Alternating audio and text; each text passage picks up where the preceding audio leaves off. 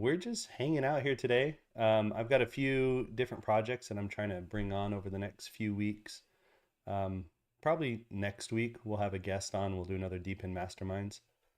But right now I'm just gonna do some gaming and chilling and chatting about anything Web3 that people want to talk about. Obviously, I've got the H bar ticker chart up right now, and I apologize. I got a little bit of a cold. So I might do some sniffling or some coughing here and there. I'll try to minimize that as much as possible. Um, but actually, you know what? Let me go live with my screen so that I'm live in Discord with the same stuff that I'm live with here. So what I want to do is I actually want to invite anybody who wants to come join me in Discord and actually like chat, right? We can actually real-time live chat in Discord. You can watch the same stream in Discord that I'm pushing over Twitter or YouTube. So I'm gonna post this in, let's go into here. We're just gonna post here. Join me for my, actually, we should probably go to the live stream, huh? Let's do that. Let's do that. It should show me as live. Where's my live here? There we go. Okay, I might have to put this on mute when I jump in here. Nope, we're good there. I'm gonna put this link in here to come chat with me live. This way, I mean, it's kind of an experimental thing. I don't know how well it's gonna work. Let's also post this. Just a casual chat about Web3 while I play some games. You can also voice chat with me in Discord. There we go. Now let's post this sucker. We should actually put a couple hashtags in here, right? I've heard mixed reviews about hashtags. Like I've heard some people say that hashtags don't really work, and some people say, just 2 is fine. So why don't we do, should we do Web3? And, let's do H bar, because we're going to talk a little bit about that. And we'll do gaming. Why not? It was great to have just like a casual game to hop into. But this week, well, let's see what do we have here. What options do we have? I got Elden Ring, of course. I love me some Elden Ring. We got Yu-Gi-Oh, Halls of Torment, Fallout 4, Control. I love Control. Astroneer is always like a super fun casual. Why don't we just hop into Elden Ring? I'll show you guys my level, 400 and something character. He's a little OP. But we'll go ahead and do some Elden Ring.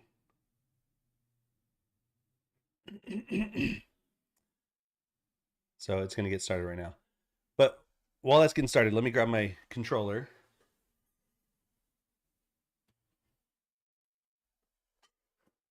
I built like a wall mount to hold all my controllers and everything. So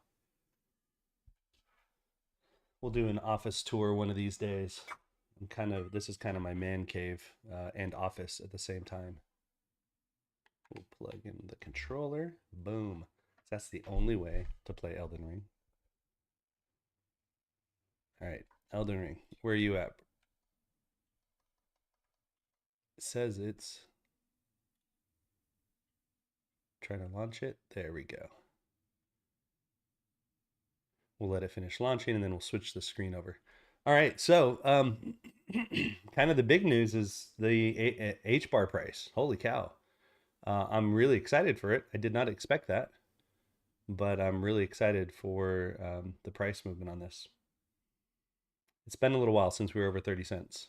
As a matter of fact, last time we were over 30 cents, when it got up into like the 40-cent range, I had a bunch of orders placed in at 50 cents and they hit like 48 or 49 cents and then just crashed. And I remember thinking, I was planning on selling like a quarter of my bag at 50 cents just to kind of hedge and have that available to put into other types of investments, put into my Vanguard ETFs. But, you know, missed that. That didn't happen. All right. Let me see here. We're going to switch the screen from full screen to windowed mode.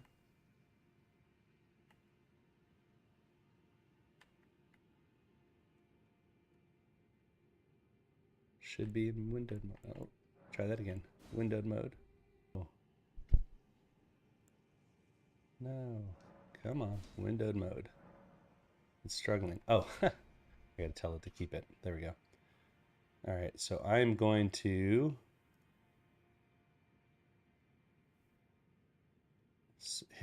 tell it to capture a specific window. Let's see how this looks. Gotta shrink it down a little bit. I've been thinking about doing Wukong, but I haven't yet. I'm hesitant to get into Wukong specifically because of I know how much time and energy that's going to take, and I'm a little bit afraid of that. So there we go. Transition into the game. And again, I know I'm probably going to say this a few times, but if you're in our Discord, which I posted the link to our Discord server in both the chat, the Twitter chat, and in the Twitter post, you're welcome to join, and we can just like talk about what's going on. But let me also switch my Discord screen sharing. Change windows. This way everybody's looking at the same thing. We're all looking at the same screen. There we go. All right, Elden Ring time. All right, so Hedera, let's talk about it. Ooh, that's a nice little move.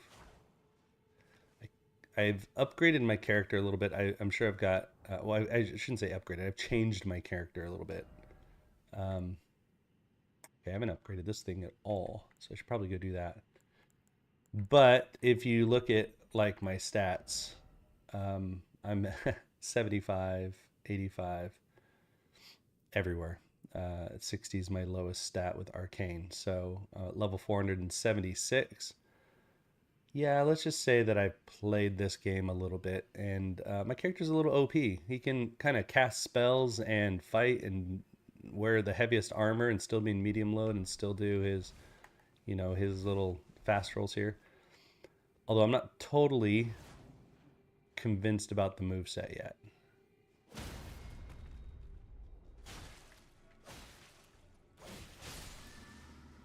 Woo! And we jump off too. Why not?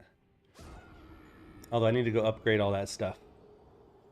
So let's go do that. We'll go capture, grab these runes again and go upgrade the stuff. Upgrade the other sword. Yeah, so with regard to Hedera and H-Bar, yeah, what's going on with the token? I'm not sure if there's like an institutional play going on right now. I don't know exactly what is leading to the current pump, but I'm excited for it. I'm here for it for sure. It got up to 39 cents, I think, last night. And so right now it's, I think it's back down to 32 cents, which is fine. You know, that things go up and down. I'm hoping that we get up to the 50-cent mark and blast through that, because I think 48 or 49 cents was the all-time high. So that'll be exciting. I'm still holding on to the vast majority of my bags, though, because I really do. Both of these need to be upgraded. I thought they were upgraded, but I guess not. Yeah, I want us to get to like $1 and some change before I really do, you know, take any major gains. So we'll see where that gets to. What do we got here? Somber Stone. Should I spend an ancient? Yeah, I could do that because I can get more in new game. Nah, let's leave it just right there. That's fine. And then I need some smithing stone ones, huh? All right, let's go buy some of those. Yeah, but you know, there's all kinds of things to consider. Like when you sell your H bars, at least in the US, you're triggering a taxable event, right? So now you have to be concerned about how much you're selling and how that's going to affect you tax wise. So I'm always concerned about that kind of stuff. Oops, that's too many. We got 4 already. Can't remember how many it is. Is it 12?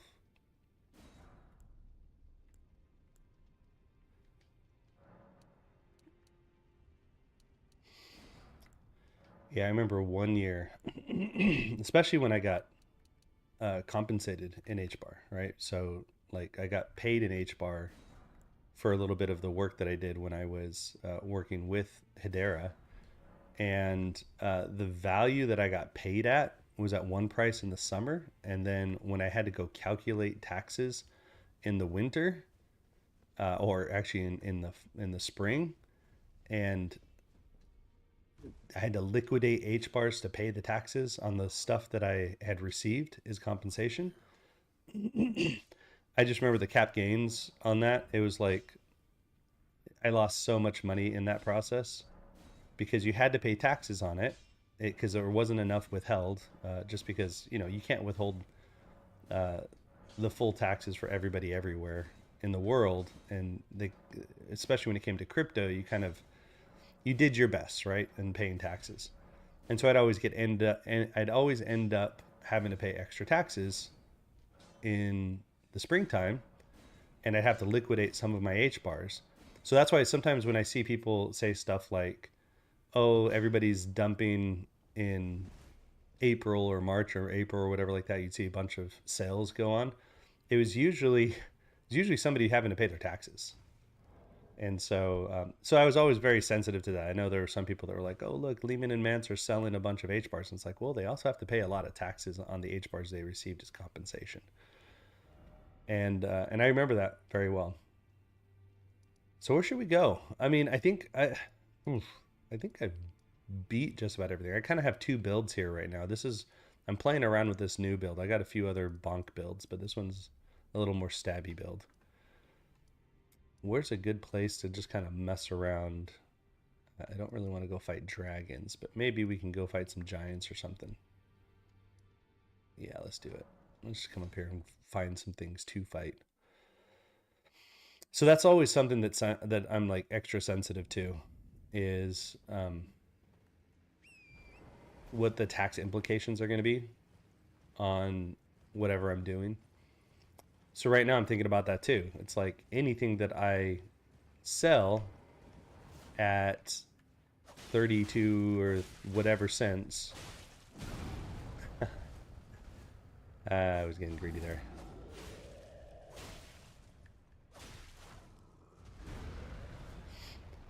Anything I sell at those prices is going to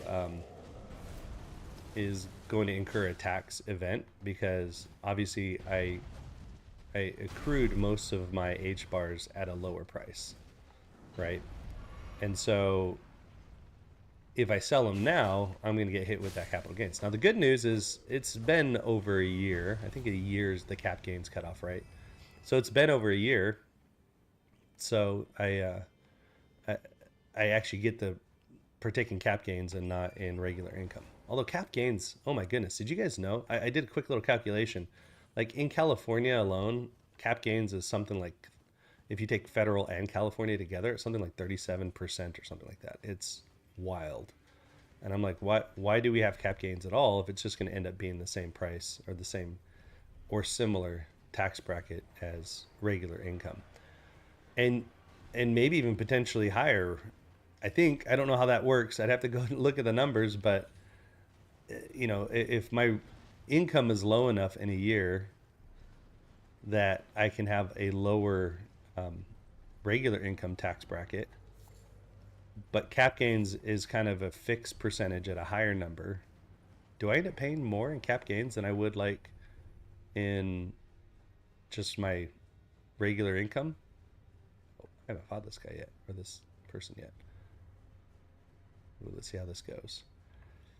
I haven't prepped or anything like that. Ooh. Wonder if we can just stun. I know some characters just have like this. Okay, there's a timing here. Yeah, but I'm just curious of like, oi, that's hurting.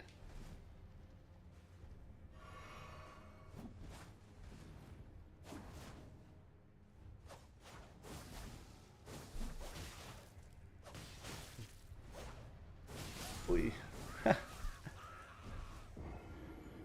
Yeah, I beat this guy plenty of times on with different weapons. Obviously, with gravity magic, it's really easy. Um, with the big bonk colossal greatsword, it's pretty easy. Thought I'd already been up here, but maybe I haven't. This is, I think it's New Game Plus or New Game Plus 2, possibly. But yeah, so back to taxes. I'm just, my point is anytime I sell H bars, I'm always thinking about like the tax implication. And now people might be saying, what are you doing in California? You've had time to get out of California, right? California alone, I think, is like 13% on tax on cap gains. It's stupid. Um, the answer to that is has really nothing to do with money, to be honest. It really has to do with family. It has to do with services that my son has. I have an autistic son, so there are services that California does give that other places wouldn't give. He's already got his therapist set up, so there's already reasons for him, for us to stay here, even if it's just for him, right? And but there's also like our entire family's here. So if we were to move out of state, just the support system is great here. If we were to move out of state, we almost have to like consider, okay, how do we get the whole family out, right? We'd have to take the whole family with us. Ooh, those jumping frames. Ooh, ooh, ooh, ooh.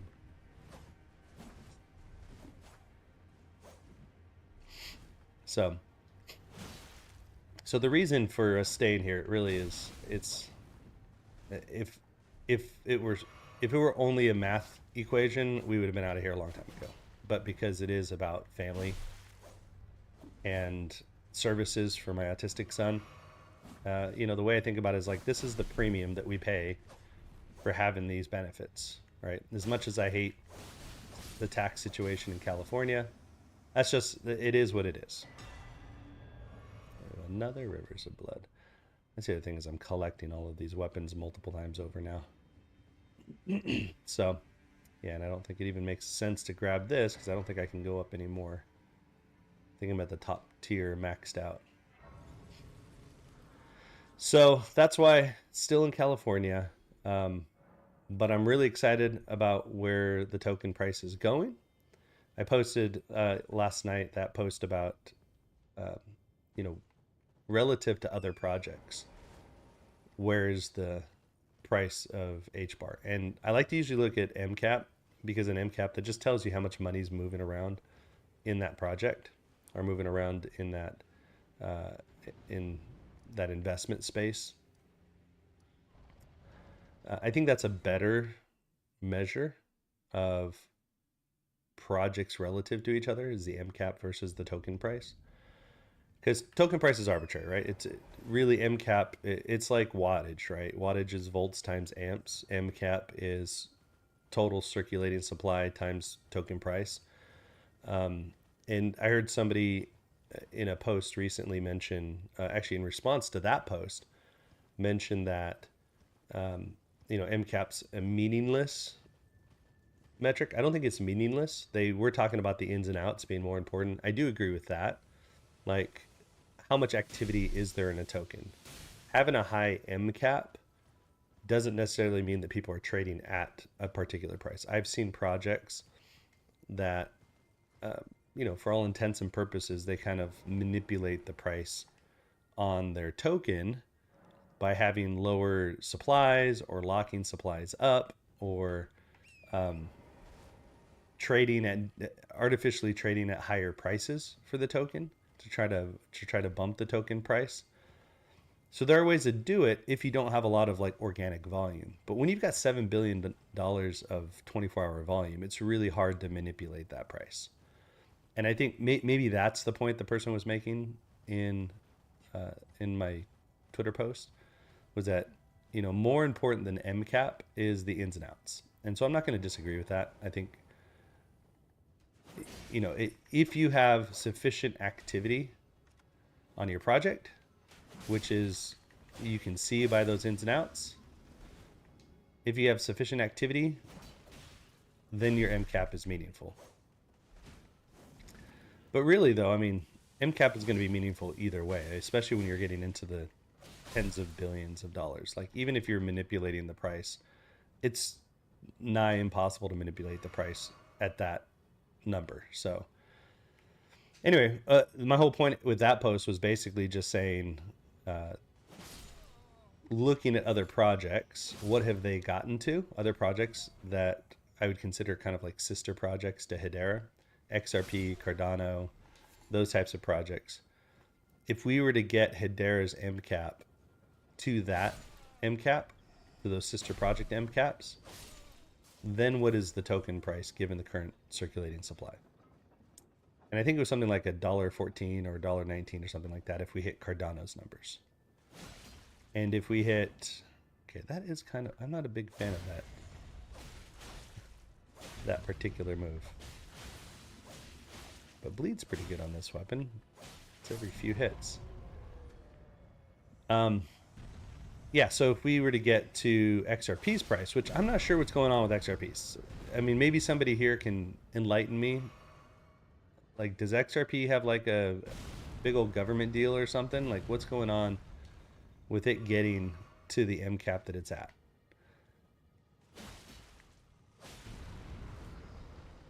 Because if we got to XRP's MCAP, we're like at $3 and some change, like 380 or 390 or whatever I posted, because I did the math for the tweet. But if we got to that MCAP, like, that number's like, it feels a little unbelievable to me to get to that point. But how unbelievable is it if somebody else has already gotten to that MCAP, right? If somebody else has already gotten there, then why would anybody think it's impossible to get there? I get it with Bitcoin. I kind of feel like Bitcoin is the exception, where like HBAR would have to make some incredible moves and get adopted in a way that it hasn't done so far to get anywhere close to the 1.8 trillion or whatever Bitcoin is at, or 1.4 trillion. Like, to get to those numbers, it's going to take a lot of work and adoption. And it might still be possible. It might still be a thing that Hedera could do, that HBAR could do, provided that Bitcoin went up as well. But I want to be really realistic, or as realistic as possible about this, right? I don't want to just make a bunch of assumptions about where the price is going to go, and I don't want to be overly hyped about things. I like to be able to like plan stuff out. I think it's fine if we're like using numbers like this to justify why our expectations are at a certain place. And again, none of this is financial advice. I'm not doing any analysis, financial analysis here. I'm just doing some very simple math just to say, hey, is it even a reasonable discussion to have HBAR being at certain prices? And I think just because of where Cardano and XRP are. Now, do I think HBAR is going to get there anytime soon? I mean, I hope so. I hope it does. I have no expectations or predictions about where it's going to go, regardless of what y'all are saying in my tweets. But yeah, I mean, it's all exciting. It's all exciting to see this really start to take off. Especially after so long of it just being kind of not doing anything. Let's go Colossal Greatsword again. Yeah, the sword's maxed out. So normally what I do is I'll put these two swords on. I've got so many swords.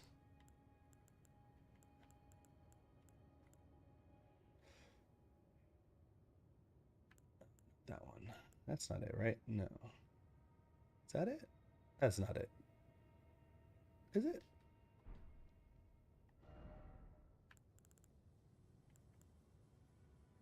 Wave of gold. That's what I normally put on it. There we go. Yeah, this one was fun. This was actually, once you get this sword, you can kind of cheese runes here. I'll show you what I mean here. So I got that sword on. Here we go. You ready?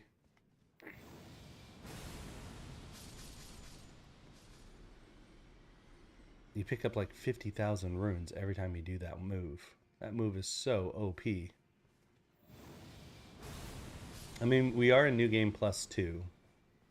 So it is a little bit higher, and I think I've been Elden Beast a second time now, so I think I can upgrade or whatever, but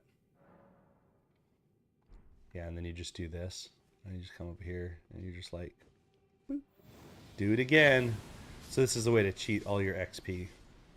Once you have this sword, you can just like pick up all these runes and then level up like crazy. That's why I'm level 400 and something. But yeah, so as far as H bar price goes, you know, if it hits 50 cents, I'll be happy. I could totally see why people would say $1 to $4. That's a totally reasonable area to speculate. I think when people start saying like $10 and, you know, $20 or $100 or $1,000, it would boggle my mind if it went to that number. I'd be to the moon if that were the case. Probably quite literally if it got to that point. But I'm not banking on that happening. And I'd be okay. I'd be fine. I'd be absolutely happy if it got to 50 cents or $1 or $4.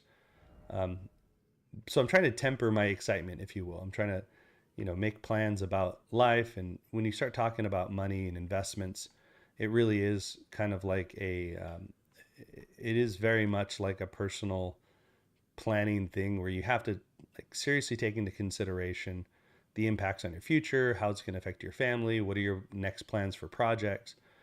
Like right now, I'm just hyper focused on Tashi for a specific reason, and we can kind of now maybe talk a little bit about DePIN. Let me see if anybody's. Hey, Cavalan, you able to hop on chat and I'll just talk in Discord?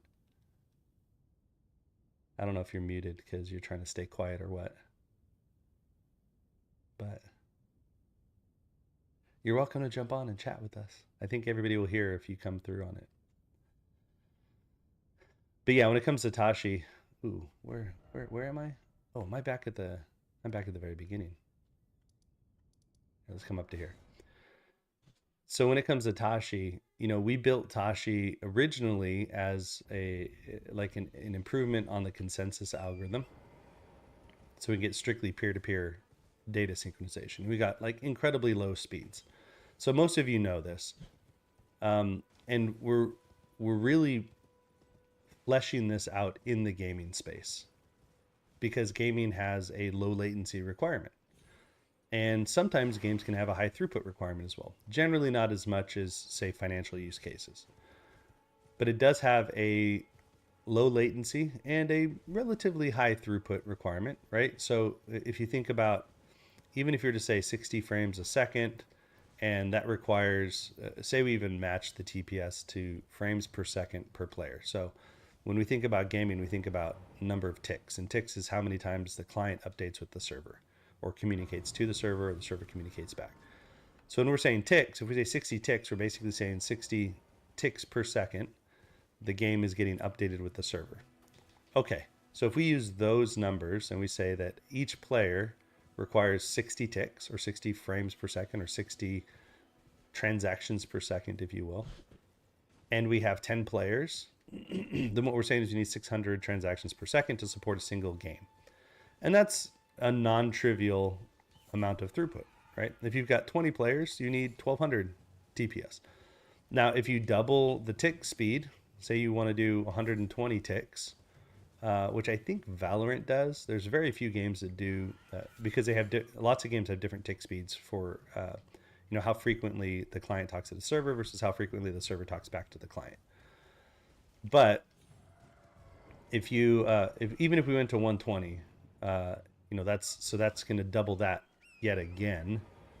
So if we go to 120, we go from 1200 to 2400 ticks per second, or transactions per second. So 2400 for a 20 player game, like, first of all, 2400 feels like a big number, primarily because in public ledgers, when we see a network doing 2400, we're like, holy cow, that network's doing really well. But like, just kind of casually testing out our consensus protocol, we were getting in the like 14 to 17,000 TPS at 30 to 50 milliseconds of latency. So we had plenty of headroom to make that the gaming use case work. And that's really why we went after gaming, because it was a forcing function for us to really dial in those numbers. And it was a space that could immediately benefit from the technology. Now, that being said, could other technologies benefit from that kind of performance? Like, what about multi-master databases? What about decentralized or multi-master message queues? Like, all of those scenarios, all those things could benefit from that. So that's kind of where our mind is set here. I'll talk to her real quick. Start this quest. I don't really need to do this quest, but we'll do it for funsies. Taking a letter to her dad. And he's up in the ramparts. So that being said, like, we know that we can handle some pretty interesting use cases with Tashi, right? And right now, I'll kind of let you in on what we're working on. Even today, we've got 2 games in particular, I think, that are really going to show off what we're building. We've got one that is it's going to eventually become a Telegram game. Switch out. There we go. Let's go bonk this guy. One that's going to eventually become a Telegram game. And it's basically, I think I've shown bits and pieces of it, screenshots and stuff. It's a pixel placement game, collaborative pixel art generator. So everybody gets to place 1 pixel every, I think it's 5 seconds. And over time, you generate this 1,000 by 1,000 pixel piece of art that could be then turned into an NFT. But the idea here is that there are no servers. So as long as people are playing the game, the art survives. As soon as people stop playing the game, the art disappears. And then periodically we'll take screenshots and we can just say stuff like, oh, these are all the people that participated in generating this art for this period of time. Right? So how cool would that be to like create a collaborative pixel art as a community and then be able to save that as an NFT? Now take that to the next level. Like, what if you were to make this a little more competitive? What if it was like community versus community? You know, communities came in and you can overwrite pixels, right? So when you're creating the art, you place your pixel, but you can choose to either place a pixel on an empty space or you can place a pixel on an existing space. And now you're overwriting somebody else's pixel. So if you remember, Reddit had, it was called Reddit Place, I think is what it was called, Reddit Place. And this is very similar to that, except we're going to be focusing on Web3 communities, coordinating on how they're going to be generating art in this gigantic canvas. But if you've ever played with Reddit Place, there were entire communities that were competing for certain parts of the art, right? They were saying, hey, we want to put a Canadian flag here. And then like they'd start working on the maple leaf. And then other communities would come in and kind of mess with it and turn it into something else. So it never actually got to be a maple leaf. So it was really interesting to see how people were competing with each other in that kind of collaborative art situation, that environment. And so that's what we're kind of hoping happens, is that communities come together. Got a big old arrow coming at me. The communities come together and that they participate in this pixel art project we're doing some integration with Telegram so that it becomes kind of seamless in Telegram and automatically associates your pixel placement with the Telegram channel you launch the game from. So that's a cool one. That's one that we're working on right now. We've actually made incredible progress. I've showed some previews of it, but that'll be a fun one to do. Another one is actually an Unreal game. And I won't talk too much about it, but it's a little bit higher quality than maybe what we've done before. And so that's what we're going to do, is we're going to put out an Unreal project for people to kind of play with. And, you know, part of our mandate is teaching people how to use our technology. That really is our key responsibility. It's like one thing to build a consensus engine. It's another thing for people to adopt it. And so that's what we've been focusing on, is how do we make this easy for people to adopt? Now, we started off with Unity, ran into some issues with Unity because Unity is very opinionated in how you do multiplayer. We're actually really excited, after doing a good amount of research this summer and playing around with it, that Unreal is not that.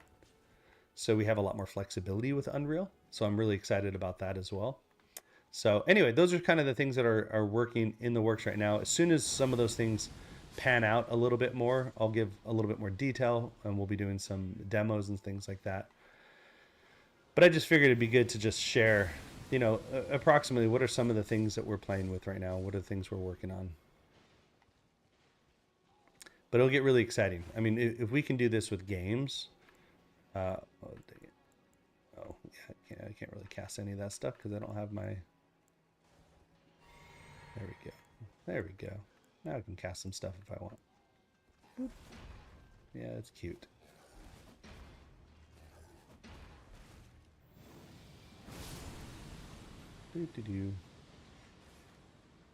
Yeah, so there's something making sounds over here. Is that you, buddy? Yeah, so that's the cool thing. When we get to that point where we get to show it off, I think people are just going to be blown away with what we're building. And then we can turn around and apply that in all kinds of other use cases. So we can be like, hey, listen, this isn't just for gaming. This is also for synchronizing databases. So this is why, this is where the vision gets really exciting. Becomes more of a DePIN play. Because even though we're doing peer-to-peer connectivity, there are scenarios where peer-to-peer is not sufficient, where you really do need like an arbiter of truth.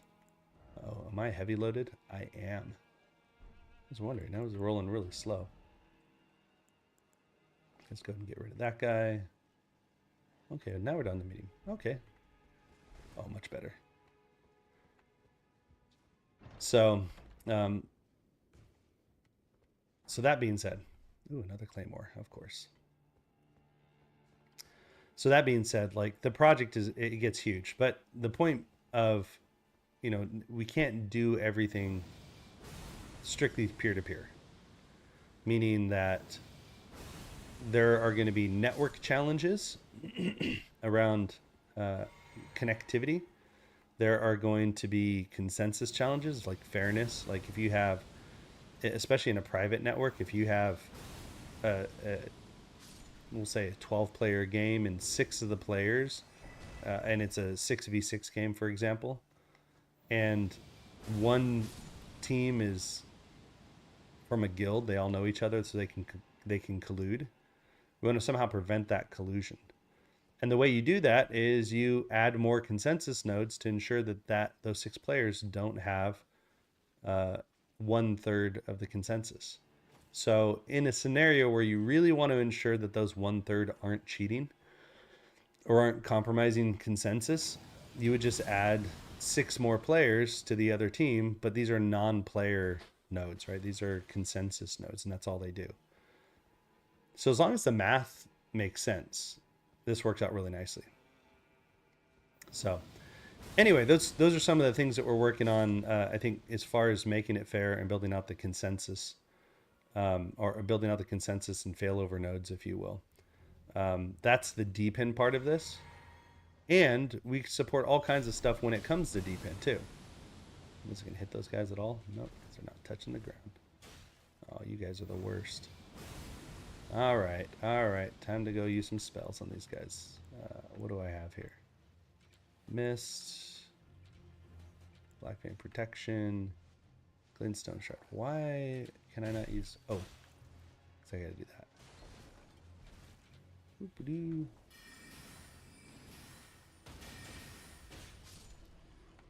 Yeah, these guys are the worst when you're just a melee player.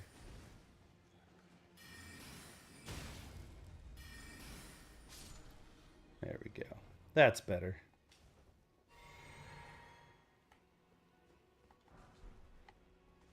Yeah, so that's that. I mean, those are the things we're working on at Tashi. We just making things easier to use, making it more accessible, um, improving on the consensus algorithm itself. But we're like hyper focused on a couple of the demos so we can kind of show off the capabilities. I won't talk much about the funding other than to say that we've been having some very productive conversation with investors. And so things are moving along nicely there. I'm super excited about that.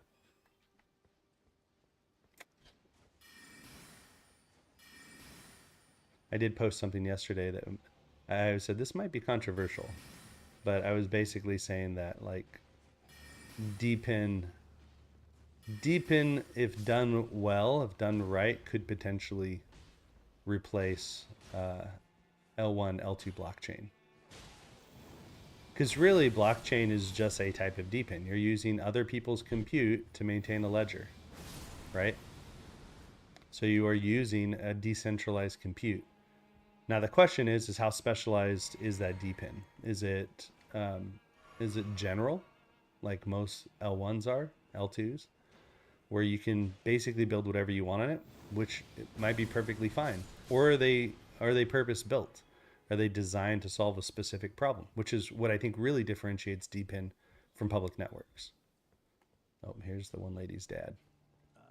There's a face I met where you can see menials of all about. They gave me good service, or so I thought. But Let's see if I'm missing anything from anybody. Foul creatures, as it said, and true enough, they're foul inside and out. Yeah, and I'm sorry, today is just very casual, super casual day. I'm here to do. I'm afraid Castle Morn. We were gonna, Take this by way of we were working on getting a few people to join. Oh boy, I'm just looking at some of the messages in Twitter from yesterday of me talking about the Cardano and XRP price points, and how it's not unreasonable to expect HBAR to go to that space. I'm not trying to tell anybody where it's going to go. I'm just saying, if you think it's going to go to $1 or $4, that wouldn't be totally unreasonable given the current market cap of Cardano and XRP. But it's not financial advice. It's not a prediction. And then, of course, people start trolling me and saying things like, "Thanks for that prediction. It's the best prediction ever. Oh man, if I win, thank you. If I lose, it's your fault," type of thing. So, yeah. Should we go fight Homebro down there just for the heck of it? We should do it. I don't remember how to get over there. I think we got to go down over that direction. Yeah. Anyway, I think it's kind of exciting where everything's going right now. There's a bunch of pumps. What do you guys think? What's the reason for that? Do we think it's the post-election stuff? Some of the stuff that JD Vance is talking about? I know there was some discussion about potentially, and I don't want to like put any words into anybody's mouths, but potentially creating a tax benefit. Oh yeah, I knew about that guy, and then I ran right into it, didn't I? Okay, homebro. Oh my goodness, he's doing way too much damage for what he is. But that there might be some type of tax advantage around crypto. And I think it has more to do with startups in the blockchain AI space. Maybe the right way to think about it is it has more to do with innovation. So if you're innovating, there's a benefit. And so I think the idea was that you wouldn't tax capital gains for certain types of investments. And I don't know if those investments would be like startup investments or crypto investments or AI project, but I guess there's a way to kind of encapsulate certain types of risks and make them tax beneficial. So I'm keen to see what that plays out to be, but it seems like money's already kind of flowing more freely and we're just getting started. That's the crazy thing. I mean, just think about where we are with the total crypto space right now. We're at what? Like just over 3 trillion in 24-hour, or was that 24-hour, or is that total market cap? Total market cap. So just over 3 trillion in total market cap. Like there's a lot of money out there and that's just getting started. So I'm kind of excited for where that could go. But do we think that that's coming from institutional players getting involved?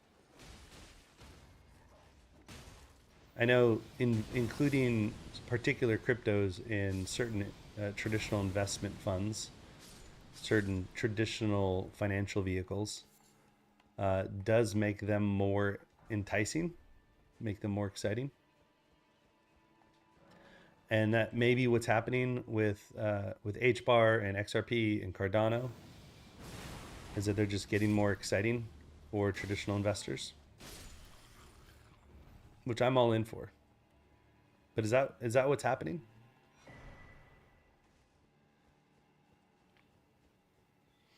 I need to find a place to heal here. I can't use. I'm all out of these right here. My flasks. Those flasks are fine, but we can always do this. We'll just go into bonk mode.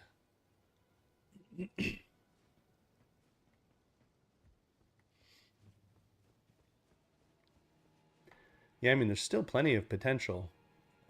Which direction? Where are we going here again? We'll get off to the back of all of this. And I can't remember. This direction goes over there, which is the actual, I don't know if that's the main quest. But to get to the Baus, is it this way? Is it back over here? We're supposed to like drop down there somehow? I can't remember. Guys, help me out here. Anybody remember? How do we get back down to the Baus?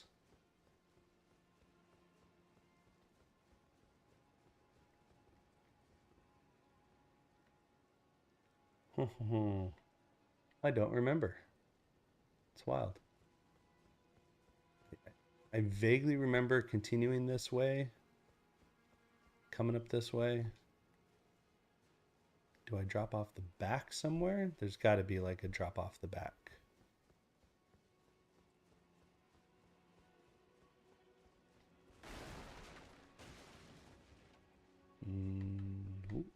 What's down there? Okay, that looks like there might be something down there. Maybe? Huh. I totally forgot, guys. I haven't played this castle for a little while, so. Well, let's drop down here because we were already over here. That's the ladder down to where we were. Is there something dropping off the back there?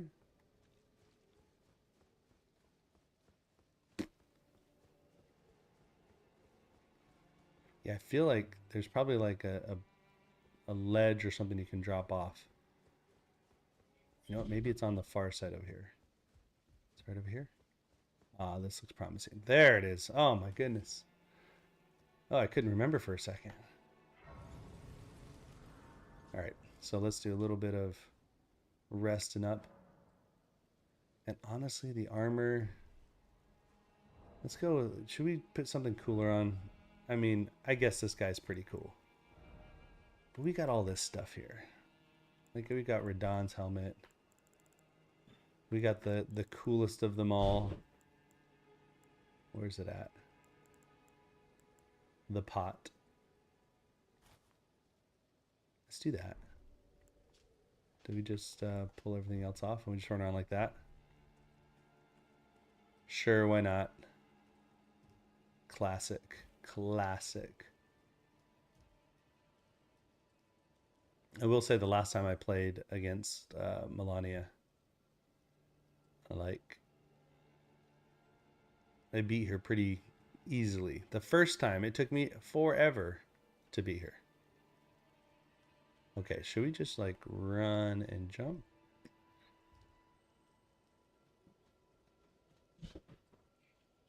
Yeah, there's the, I think those are the rats down there. I think you can either go down that way or you can drop over here and fight those dudes. Yeah, let's go fight these dudes. Why not? Let's just get down here. Let's get to work.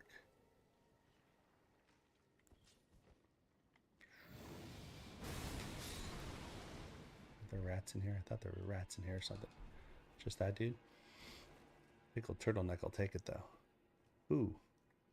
That dude dropped down. How much damage can we do? There we go. These guys tend to take a few hits to take down. They're pretty darn tough. All these guys are scared. Let's just do this.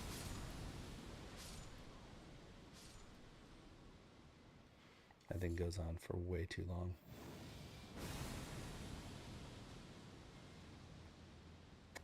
I don't know. Anything else you guys want to talk about? I mean, I'm happy to talk about anything here. This is right now, it's just me just jabbering while I play some Elden Ring. Try to get like an hour of gameplay in on stream every week. But this is kind of my this is kind of my chance to just like chill and just chat. So that's what we call it, gaming and game and chill. So if there's anything you want me to talk about, anything you want me to talk about for the last 10 minutes, I'm game. Just comment, just message, just tell me. You could join the Discord and join my voice chat.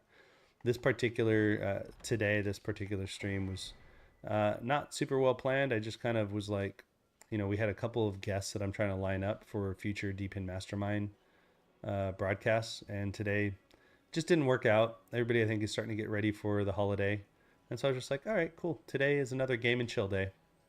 That's what we'll do. So that's what we're doing, playing some Elden Ring. We'll go find the boss back here and see how we do. Ooh, hey, there's that guy right there. Does it give you anything? No? All right, whatever.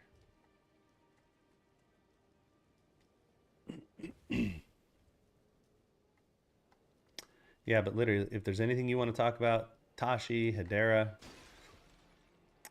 something that has been on my mind a lot recently has been the Hashgraph Online stuff. And I know it's still kind of getting started, so I don't know how much everybody knows about it, but so I'll be limited in what I say until the group kind of agrees on what we all want to be able to say. But just think of like all the Hashinal stuff that's going on. Oops. Okay, let me kill this guy. There we go. Okay, how did those guys not get got? All right, come on, guys.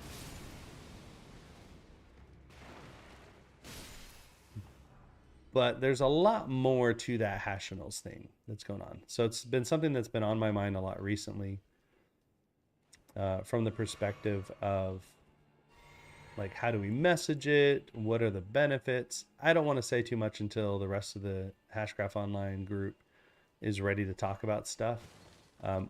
All the HCS standards are already out there, so you can kind of see what the potential is, even with just like HCS1 and being used for Hashinals, but all the inscription stuff, dynamic inscriptions, there's all kinds of fun stuff that's happening in that space. Yeah, but I don't want to get too much into some of the future stuff, but there's some really exciting things that are being discussed right now. And I think it might even be a venue for like real identity, fast and cheap identity. Yeah, I feel like if I say anything more, it's going to start giving away things I shouldn't be saying. Not without the rest of the group agreeing to it. But yeah, we'll just say that like even with KNS, the Kabuto name service, was like an organic fit. Even if we just extrapolate what is and think a little bit about that, like you've seen what Cantor's put out there with kind of the link pages using hashnals. Um, Now imagine, and he's also put out like some like subdomaining so that you can actually easily get to those pages the from the Web 2 side of the world. Should we summon our dude? I mean, it would be cheating to summon my dude. Oh, boy, that's one of those long drawbacks. Okay, okay, okay. I see you. I see you.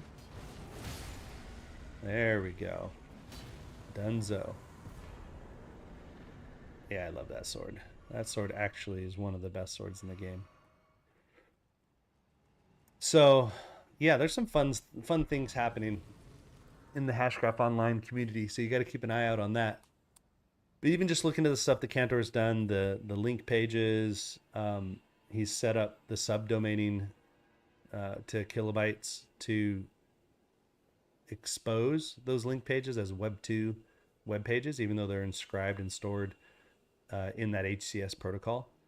And then we're playing around with incorporating Kabuto name service so that you can kind of do the same thing where you have I think we're calling it KNS.1 is going to be the domain name, but where you could use any KNS domain and point a text record or an address record at an HCS or to an inscription in the Hashgraph Online ecosystem. And now that's available as a website using the KNS domain too.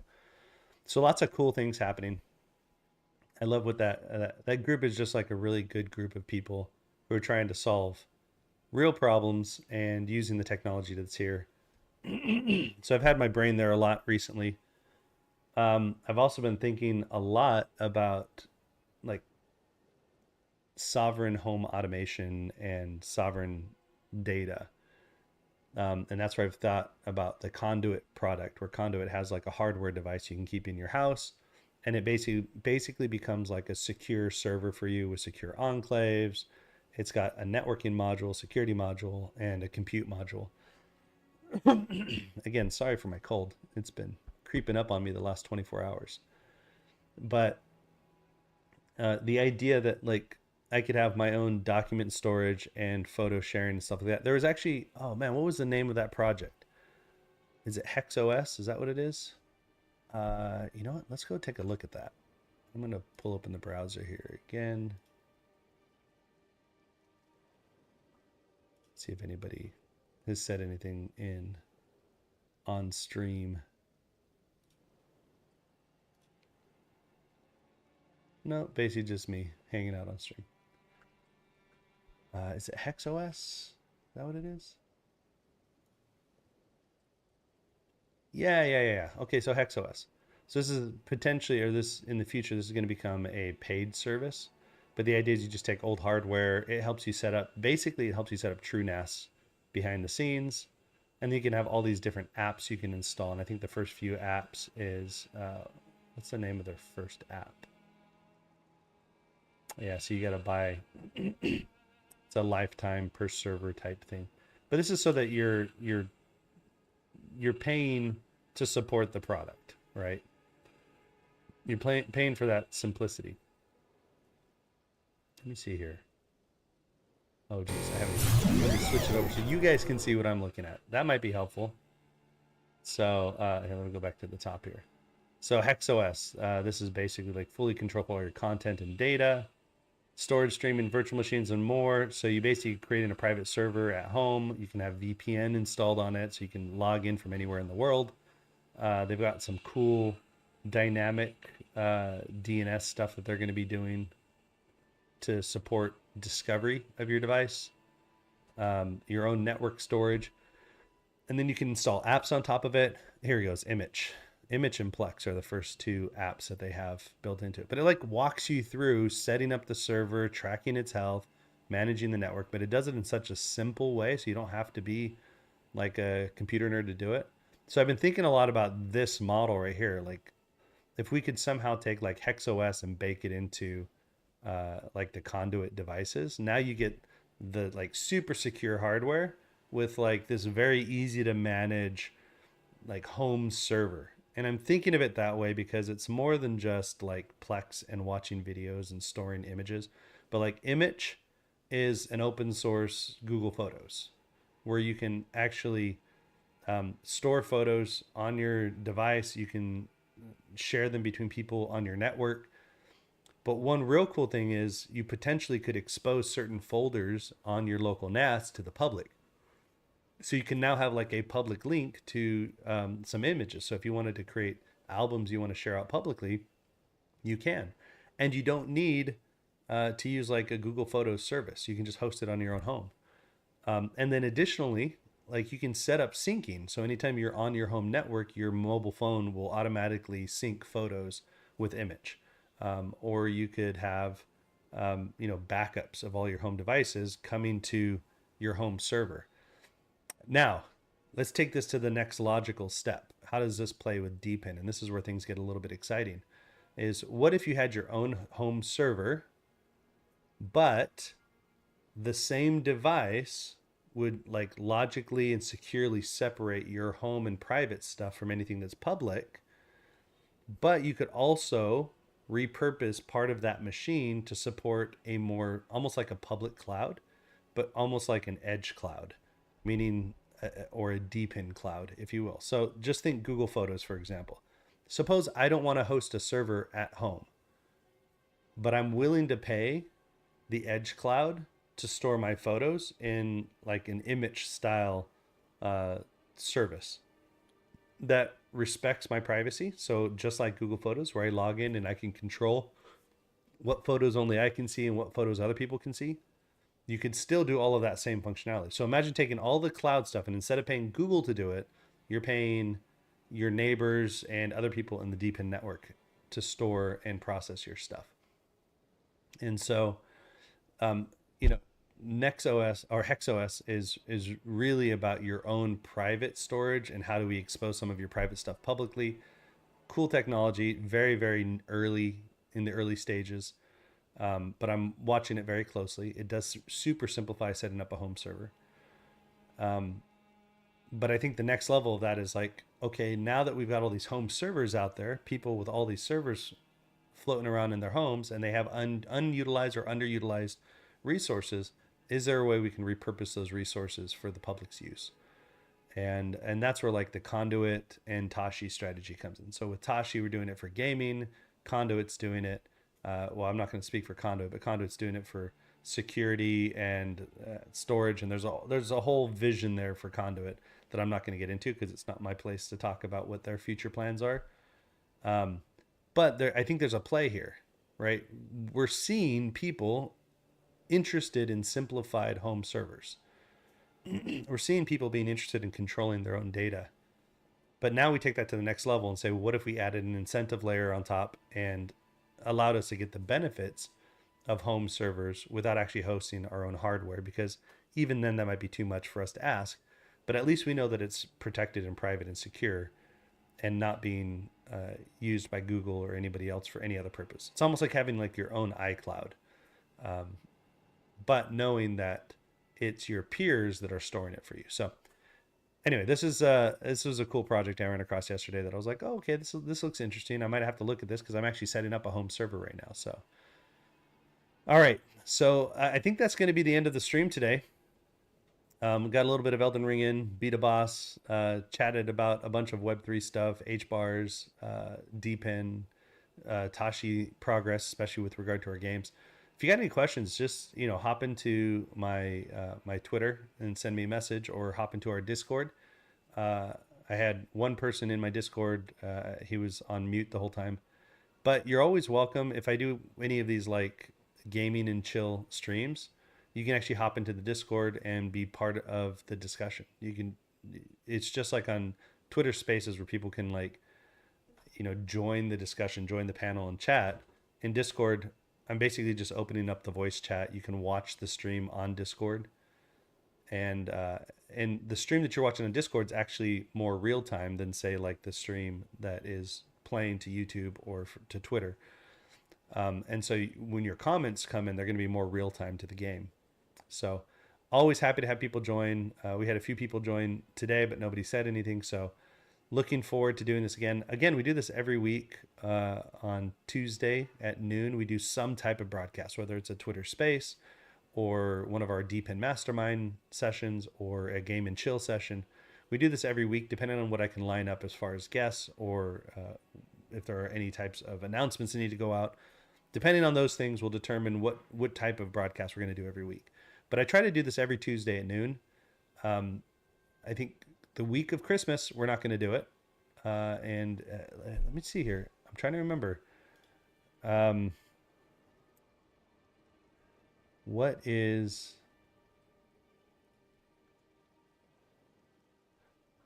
Christmas week?